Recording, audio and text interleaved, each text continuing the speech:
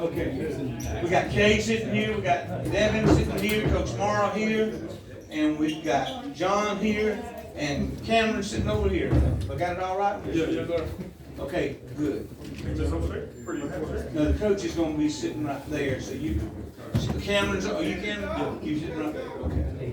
Good. Congratulations, wait, hey, guys. Devin, look at. He's going to get him. Okay, he's talking. Okay, Okay. Devin. Guys, just when we started this removal, when you get asked a question, lean into the mic, because that feeds to the TV audio. They're taking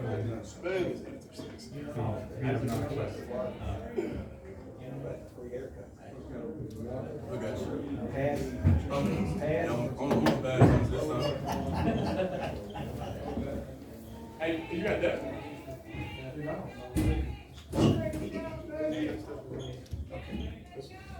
I think they said, he told me to read. It's no, it's good. They got the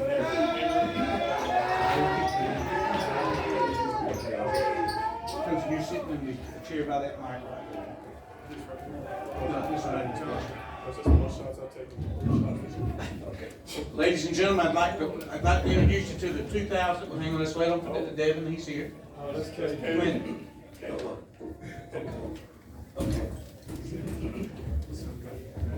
So, No, this is Cade. okay, we're good. Cade and John. Okay, ladies and gentlemen, let me introduce the 2022 Class 4A State Basketball Champions, Jacksonville High School. Coach Morrow, if you will, just make any opening comments, and we'll open up for questions. Congratulations, gentlemen. I just want to sigh, because look, when I got this job, I can't tell you how many times I heard, you gotta win it, you gotta win it, you gotta win it.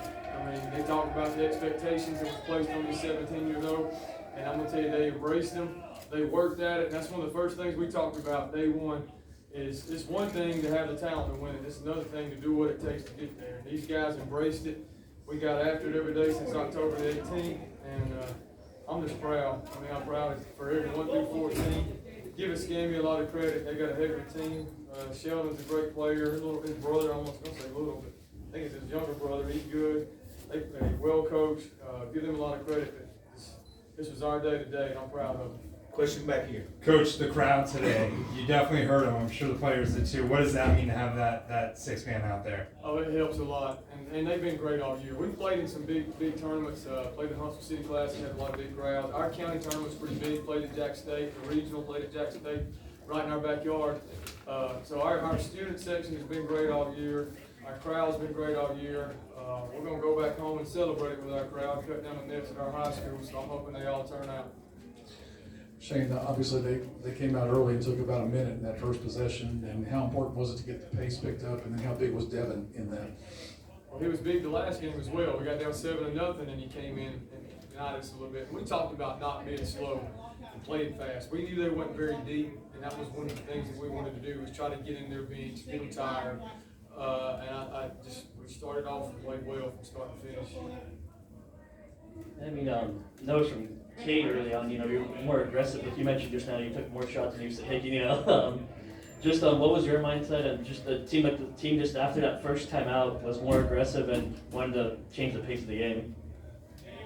Well, I mean, we felt like we had a mismatch in a lot of positions, and it just so happened that I had the hot hand. Shots would fall on me. The rim was being generous to me, and so.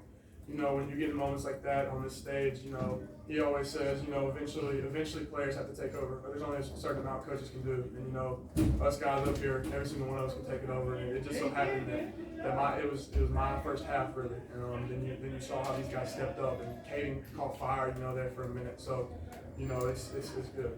Question back here. You guys held them to only 13 in the first half. For all the players, what made you guys so effective defensively against that big front line? I mean, we get after it in practice. I mean, we get after each other. We compete with each other.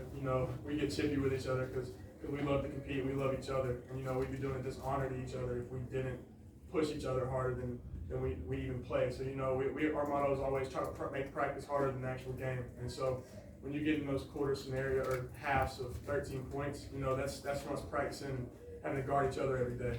So we see this every day. Fellas, Smile.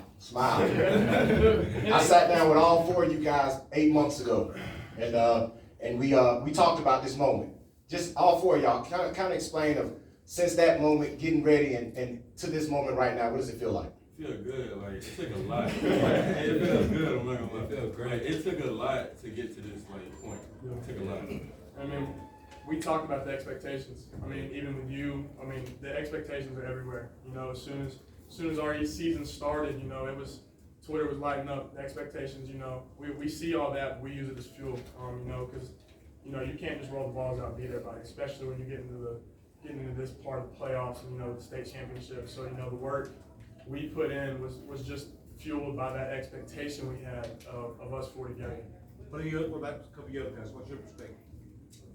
Like Cade said, just really competing. It was really fun playing out there today.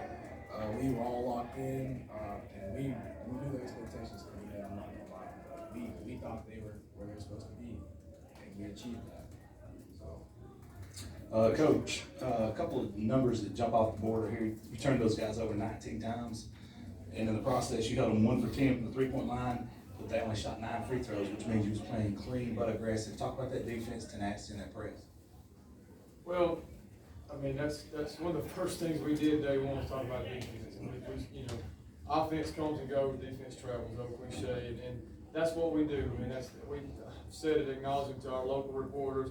We felt like when we play our style of game, we're 90 feet, we're pressing and jumping and running, and we can play with a lot of people. And today, you know, these are kids. Some days they have it, some days they don't. Most days we played pretty good. Today they played lights out. I mean, you got to give these kids credit, and it was a lot of it. You know, it was 1 through 9 today, and then we were just a lot of energy. We came out flat again in the St. James game. I don't know what reason we came out flat because we're in the Final Four, but today we didn't come out flat, and it was just something we tried to do. We knew they wasn't very deep, and we didn't know how effective it'd be in the first half. We knew it paid off. We thought it'd pay off in the second half because they had a short bench. A couple more questions, right?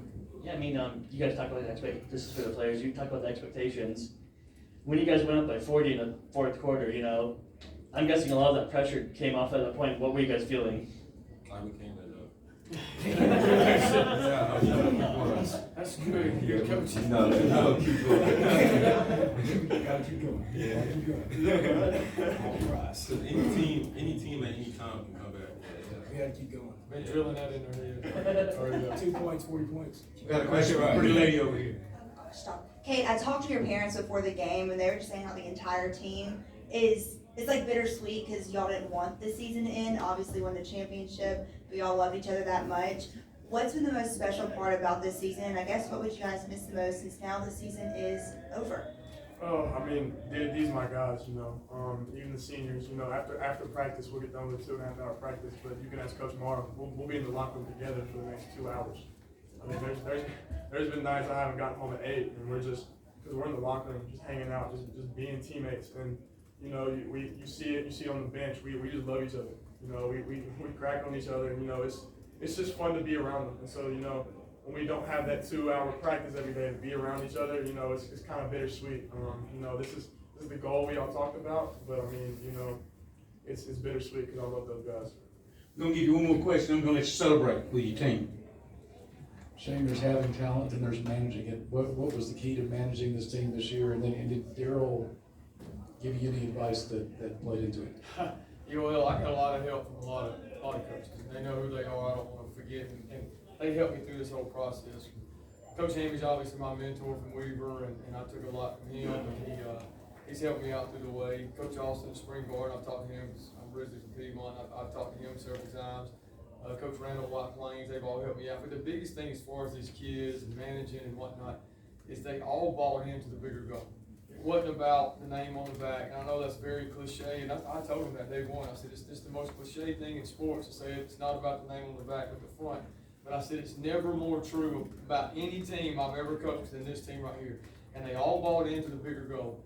And the bigger goal was the Blue Mountain. And once we talked about that bigger goal and laid it out there, these guys went out and we talked, you know, we have several devotions and talk about how iron sharpens iron. And I'm like, guys, if we just go at it and practice, the games will be easy, like Cade mentioned. I said, you're not gonna go against many people that's better than the guys that we have, the 14 guys that we have at practice. And so they all bought into the bigger picture. And, well, I don't ever remember having an ego problem out of any of these guys. And I'm gonna say this about all the guys, 1 through 14.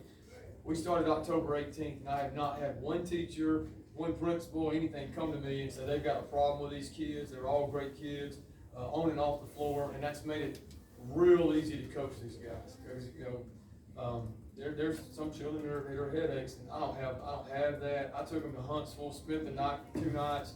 We didn't have any problems that I know about. But you know, I'm not afraid to carry these guys. And look, the guys up here are all juniors, so I hope to be back here next year. Coach, listen, I know y'all got some celebrating to do. Congratulations, and I know some folks that I want to send some kids to you for a little while.